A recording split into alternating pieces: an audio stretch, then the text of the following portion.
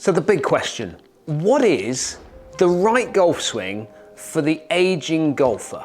And when I say aging, I kind of bring myself into that bracket as well. Anybody over the age of 40, and for those of you out there that are 40 and above, you'll also understand that you wake up in the morning with a few extra aches and pains, certainly if you've had a game of golf the day before. However, there's always that question, what is the best swing that's going to get that golf ball out there the longest with the driver? Now, in today's video, we're going to focus on 5 key points that I think you should consider working on that's going to help you hit the ball just that little bit further and maybe outdrive your playing partners. 5 key points, let's get into it. Now, when it comes to getting older, the first thing you're going to notice is you're not going to be as flexible as you once were. And what I mean by that is, in order to generate the power and speed that we want from our golf swing, we need to be able to create a really good turn with our body. Now, I want you to jump up out of your seats right now because I want you to go through this little process with me. We're going to stand up nice and tall and we're going to turn our feet kind of pigeon toe in slightly. I want you to have your hands out in front of you. You don't need to hold a golf club, but just have your hands out in front of you. And then I want you to get the sensation of just turning the body just around your feet. And I want you to sense the restriction that you're getting, not only in your hips and legs, but also in your back as well.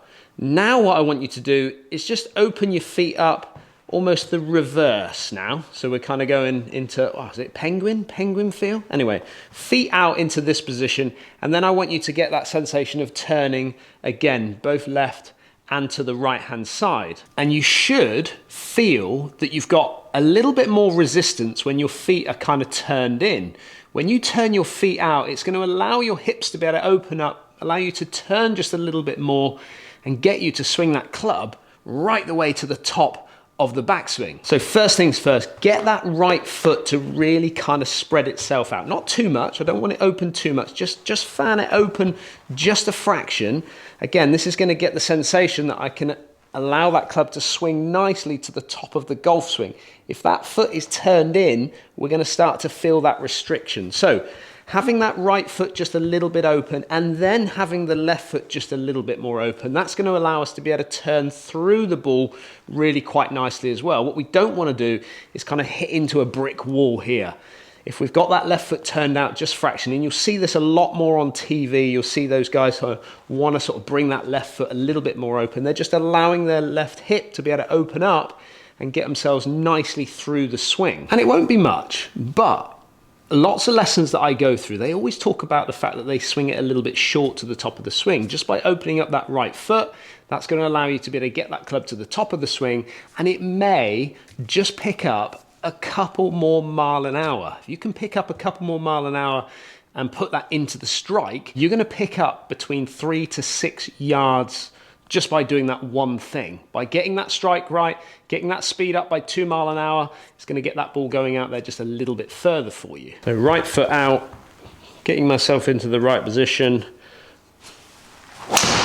Point number 2 is all about the tilt. Now remember, we're hitting drivers off tee pegs for the most part, I hope anyway.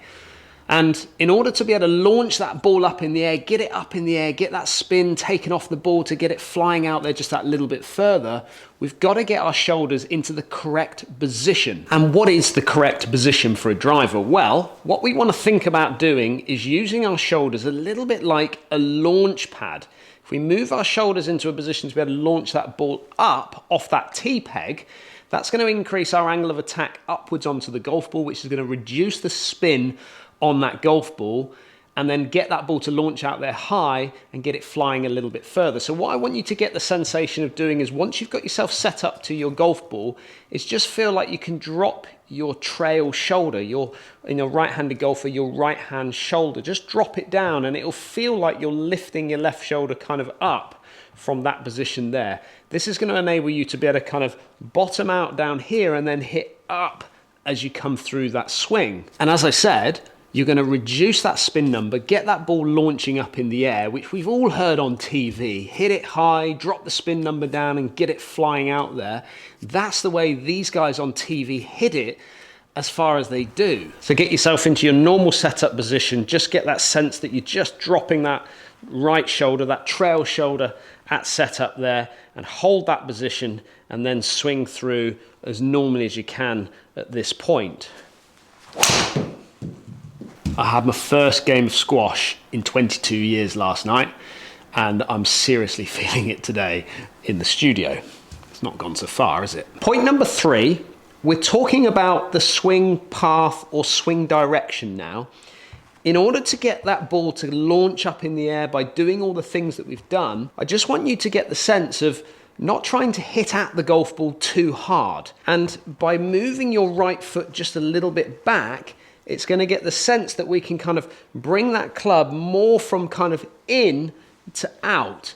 And if you can get that sense of hitting it from in to out, you're going to get that ball to get the starting line out to the right hand side and almost get the feeling of drawing it back to your target. Because there's a lot of players out there that want to hit at it from the top, and when you hit at it from the top, you kind of come over the top and chop down on that golf ball, and you are losing so much when you do that. I see it so often, and you can check your driver.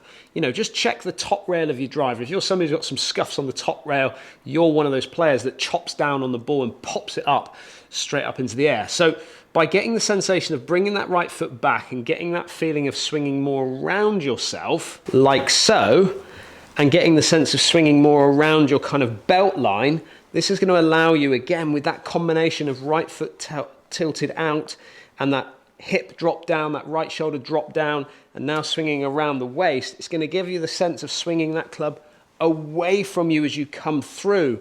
And I see this so often as well, that when players kind of come this way, as they come into impact, the brakes just jam on because the body gets into a position where it's stuck. That club is being thrown into the body, slam the brakes on, protect the body, stand up, lose all the yardage. So right foot out, right shoulder down, just going to bring my right foot back. I'm getting the sense of bringing it more from that inside line, which I'm just literally following my feet line there. That's the simplest way to do it. And then accelerate through. Oh, I'm just warming up now. We're getting there. Picking up yardage all the time with these swings. Point number 4, the correct release of the club head as you come through the shot. Talked about the sensation of not wanting to attack on top of that ball or hit at it and get the sense of swinging it a little bit smoother from in to out. But you've got to release the club head correctly in order to get that ball to go out there at the pace that you want it to go. Now, one of the most common things that we see, and this is the big difference between hitting an iron, let's say, and compared to hitting a driver, is that when we come into hitting impact with an iron, we want to try and keep that handle just a little bit forward of that club head, allowing us to hit down into the golf ball, taking loft off the club and getting that ball out there with some power. However, with driver, and we've talked about the fact that we've got it teed up, we've talked about the fact that we want that club to hit up on the golf ball as we come through. Well, in order to release that club properly, you need to get the sense of almost getting the club head to take over the hands at impact. So you're not going to get the sense of wanting to cast it this way, but as you start to bring that club down, I want you to get the feeling is if you were taking a photograph of yourself, what would it look like at impact? Getting that feeling of the club head just catching up with the hands by the time you get to that impact position. Most players I see, as they take that club over the top this way, that handle stays forward, and now the club is in a poor position in order to hit the shots that we want to hit with the power that we need. Now, this is going to feel not a rolling effect of the hands and the club head. We don't want that club head rolling over too much and de-lofting it. We want to get the sense of almost trying to get the feeling of the right hand just wants to kind of flick and catch up with the left hand as it kind of comes through there. And by getting this feeling of that right hand just wanting to kind of catch up on the way through, it's going to keep that club head nice and square. If we roll it, it's going to want to turn in, de-loft it, and you're not going to get that ball up in the air as well as you'd like. So just getting that sense of the right hand just wanting to catch up as you come into impact, allowing that club head to now catch up and get ahead of the hands, it's going to help to launch that ball nicely up into the air for us. So all the same setup positions, right foot out, feel that tilt, bring that right foot back and getting the sense of swinging it on those feet line there. And now we're going to get the sense of just letting that club head release and getting ahead of the hands through impact.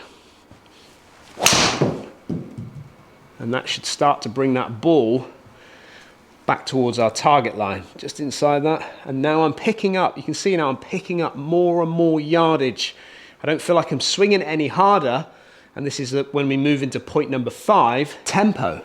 Point number 5 is all about tempo. It's all about allowing yourself time to be able to get that club back to the golf ball. If you get the sense of trying to hit at it, you're going to hit at it with your smaller muscles. You're going to hit at it with your arms and your shoulders and your hands. That's not where the power is going to come from. The power is going to come from your timing and your tempo. And sometimes that means slowing things down. So during the practice swings, I just like to get the sense of keeping it nice and slow. And it's going to give me the feeling so much easier. I can even do practice swings with my kind of eyes closed, but getting the feeling of where's the head? Where's that club head as I come down into impact? Can I feel it kind of taking over my hands as I come through? Can I get the sense of getting that swing path to move more in this way and away as we kind of come through the swing there? This is all going to allow me to be able to give me the power that I need to hit that ball properly and give me maximum yardage. So nice and smooth with that tempo. Don't try and hit at it. Trust what we've been kind of going through in this little process, and then allow that club head to catch up.